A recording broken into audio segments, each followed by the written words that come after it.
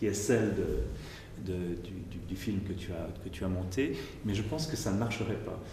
Tout simplement parce que les paramètres sont différents, et le paramètre essentiel est celui évidemment du corps du spectateur, du fait que quand on regarde une image mobile, on ne sait pas très bien si c'est le tableau qui bouge ou si c'est le regard qui bouge. En tout cas, cette ambiguïté-là tombe lorsque l'on est soi-même dans l'espace de l'exposition et qu'on le vit. J'ai aussi une réflexion plus générale sur cette importance de la narration, du récit dans la présentation de l'art, qu'il s'agisse de la peinture, de la sculpture, de quoi que ce soit, de toutes les formes d'art, qui est liée évidemment à la dimension temporelle de l'expérience filmique ou de l'expérience du visiteur dans l'espace de l'exposition. Je me demandais dans quelle mesure le succès rencontré par les films sur l'art après la Seconde Guerre mondiale n'était pas d'une certaine manière lié à tout ce que le paradigme moderniste de la création artistique, le paradigme greenbergien notamment, postulant l'autonomie absolue du médium et le fait que l'œuvre, et notamment la peinture, doit se regarder pour elle-même en dehors de tout récit, en dehors de tout référent externe au médium même, en dehors de toute histoire. Et je me demandais dans quelle mesure le succès du film d'art dans l'immédiat après-guerre n'était pas symptomatique de ce déni d'histoire imposée par la lecture moderniste, qui devient en quelque sorte la bonne lecture de l'art moderne à partir de 1945. Et il a fallu bien des années pour qu'on cesse de regarder l'impressionnisme comme un assemblage de petites touches chromatiques, mais comme un récit montrant un état particulier de la vie sociale, d'une société de consommation, d'une société de plaisir en quelque sorte, et d'une société industrielle. Autant d'objets, de représentations, de thèmes en arrière-fond de la peinture qui ont été très largement effacés par le regard que l'on a porté sur cette œuvre et qui ressurgit, et qui a ressurgi peut-être aussi grâce aux films sur l'art qui ont renarrativisé cette peinture offerte jusqu'alors à la contemplation la plus pure. Donc peut-être commençons par la question des définitions et des corpus. J'ai été frappé hier par la dernière contribution sur Gary Shum, sur l'art conceptuel, et par le fait que cette présentation avait trait à quelque chose qui est aux limites de la notion de film sur l'art, au sens où ces films de Gary Shum étaient en quelque sorte l'œuvre d'art elle-même, ou sa trace, qui pose évidemment un problème de définition du genre, et un problème qui est aussi implicite dans la formulation du titre du colloque, film sur l'art ou documentaire de création. Je me suis interrogé sur cette appellation. Je ne sais pas si elle existe ou s'il a été inventé pour l'occasion.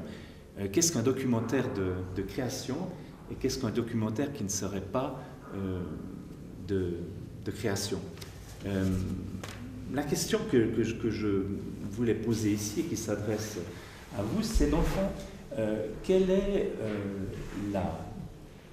la vision de l'art que construisent les films sur l'art et que vous construisez aussi à travers les sélections que vous opérez dans les festivals, dans les présentations, dans les films que vous réalisez. En définitive, qu'est-ce que le film ou les films sur l'art donnent à voir de l'art? Qu'est-ce que l'art, en quelque sorte, construit à travers ce médium-là? Judith, par exemple. Le film n'est pas comme une œil d'une personne. Alors l'expérience est d'ailleurs. Quand voir cette panoramique de Nymphéa pour suggérer un sens d'immersion dans le tableau, je pense qu'on peut le suggérer. Mais ça marche parallèlement à l'expérience d'une personne qui se trouve dans la salle de Nymphéas, parce qu'on ne peut pas aller comme ça, comme une travelling, et l'œil ne marche pas exactement dans la même façon. Mais ça peut donner une suggestion comment on peut avoir cette expérience, passer plus de temps avant le tableau et regarder aussi la construction du tableau. Et je pense que le film peut donner un sens de comment on peut regarder quelque chose. Ce n'est pas la même expérience. On ne peut pas déplacer l'expérience d'être là. C'est simplement une suggestion qu'on peut le voir. Alors c'est toujours, on doit travailler parallèlement avec l'expérience de voir le tableau même et utiliser tous les moyens de caméra et de montage à reconstruire une expérience parallèle. Pardon. Par rapport au film de Judith, lorsqu'elle filme les nymphéas dans un panoramique comme ça très lent, ce qui est extraordinaire, c'est le cinéma. C'est le seul médium, c'est le cinéma, qui replace l'œuvre d'art dans son histoire, dans l'histoire du monde tel qu'il se passe pendant que Monet peint les nymphéas. Que se passe-t-il? C'est la guerre. Et en fait, le montage qu'elle a fait est formidable, je trouve. Ça ressemble aussi à ce que faisait Rossif avec Morandi. Morandi peignait ses bouteilles extrêmement sages, extrêmement solitaires, extrêmement sombres, et dehors c'était le chaos. Et Rossif montrait le chaos à côté de Morandi, des œuvres extrêmement comme ça, solides, dans une solitude du monde, à côté du monde qui se fracassait. Et ce qui est très beau là chez Judith, c'est ça. C'est-à-dire qu'il y a la tranquillité, le silence de ce peintre vieux en bout de vie, et qui est une espèce de paix, finalement, de paix au niveau de la couleur, de la peinture. C'est ce qu'il a réussi de plus beau. C'est les nymphéas, c'est le plus beau. Et en même temps, il y a la bombe. Et ça, c'est tout à coup ce fracas de la bombe. Moi, j'ai éprouvé le silence de Monet grâce au fracas de la bombe. C'est ça que je trouve formidable dans le cinéma.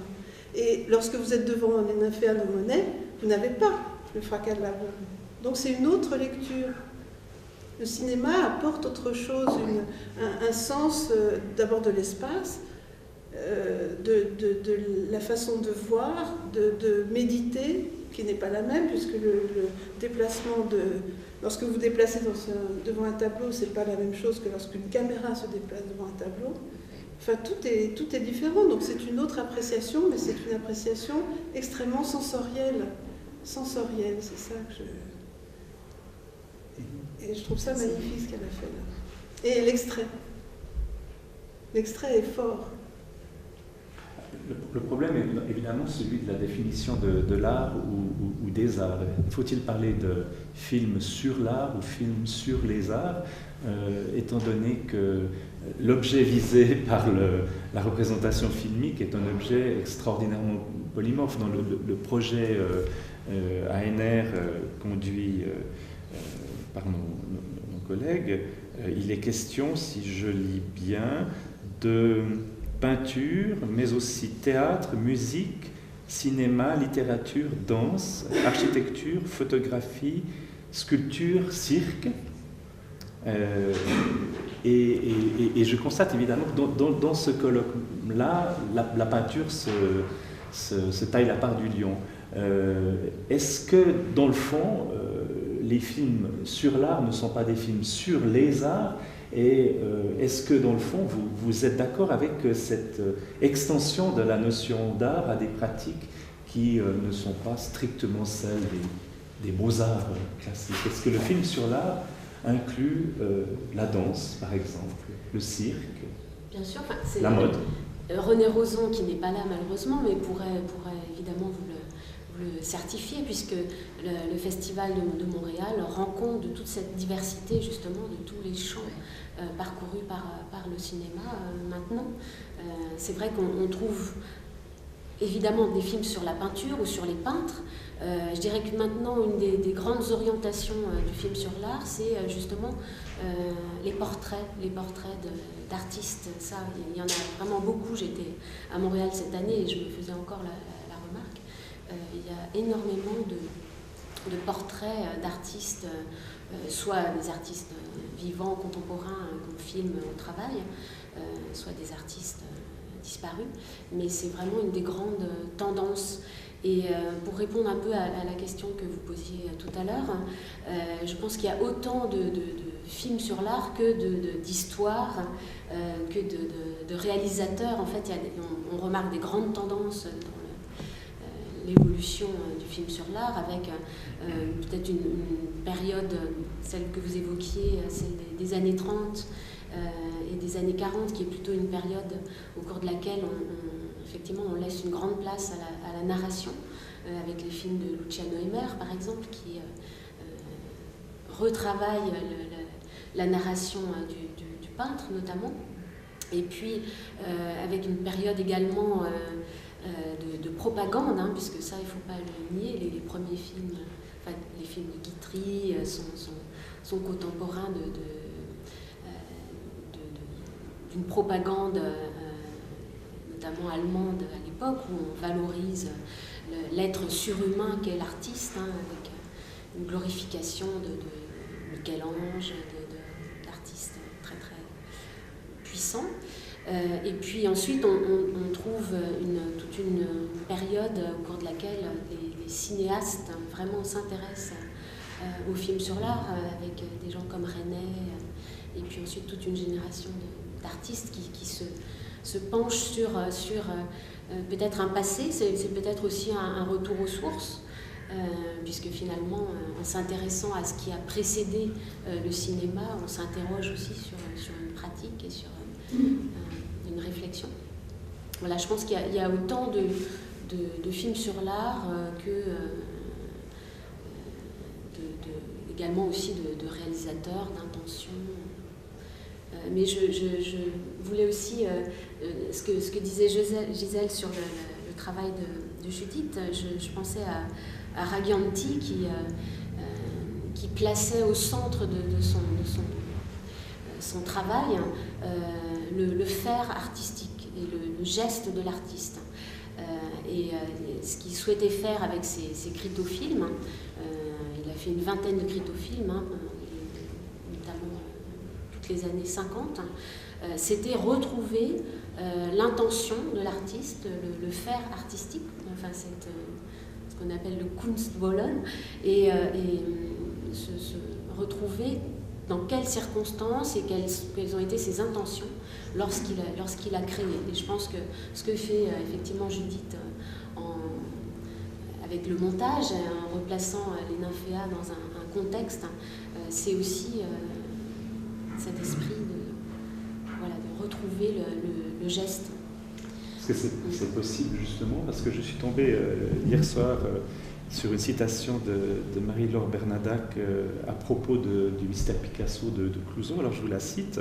« Il faut bien reconnaître que les œuvres d'art faites dans le contexte du tournage n'ont pas la qualité des autres, ce qui est bien naturel, car toute véritable création se fait par nécessité dans la solitude et non pour être perçue en train de se faire sous un regard extérieur. » Vision un petit peu mythologique ou légendaire de la création artistique qui a comme une corollaire qu'en quelque sorte on ne peut pas montrer la création, que c'est un acte intime qui ne peut pas être communiqué. Est-ce que ça n'invalide pas l'idée même du film sur l'art ou plus particulièrement sur la création artistique?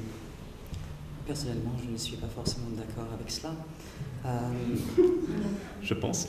Non, je pourrais toujours dire qu'effectivement, je sais pas, quelqu'un avait cité une sorte de dicton hier qui allait dans ce sens que l'artiste va s'auto-singer, il va prendre une posture qui tout d'un coup l'éloigne de son geste naturel ou son expression naturelle.